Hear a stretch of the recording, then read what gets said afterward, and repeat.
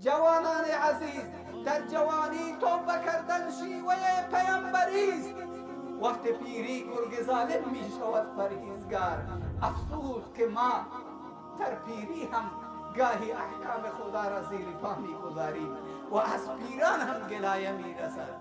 عزیزان من، جوانان من، این سعادت را به دست بیارید و دنبال شب قدر باشید و در این شب قدر عبادت پروردگار را بکنید و قدر این شبها را بدانید. شما جوانان عزیز، شما موسفیدان عزیز، شما مادران و خواهرانی که مستبعات جلسه هستید، متوجه باشید، این شبها را غنیمت بدانید، از این فیض بزرگ محروم نباشید که حضرت عایشه صدیقه مادر من و شما رضی الله تعالی عنها از پیامبر اسلام صلی الله علیه و سلم میپرسند: یا رسول الله، اگر من شب قدر را دیدم، نصیب من شد چه کار بکنم؟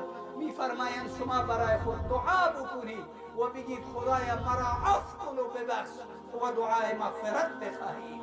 چه درس زیبایی، چه روش زیبایی، چه تعلیم زیبایی رسول الله صلی الله علیه و سلم دادند. لہذا مادران و خواهران متوجه باشید، شبهای مغفرت، شبهای آزادی گردنها از آتش جهنم. معلوم نیست که سال آینده ما بتوانیم در چنین شبی خدمت همدیگر باشیم، کنار همدیگر باشیم، در جلسه ختم کلام الله مجید باشیم یا نباشیم. زیادی ها سال گذشته جوان بودن، پیر بودن، با ما در این جلسات شریک بودن، ولی امسال نیستن، جایشون خالیه، زبان اونها خشکه و در قبرها افتادن.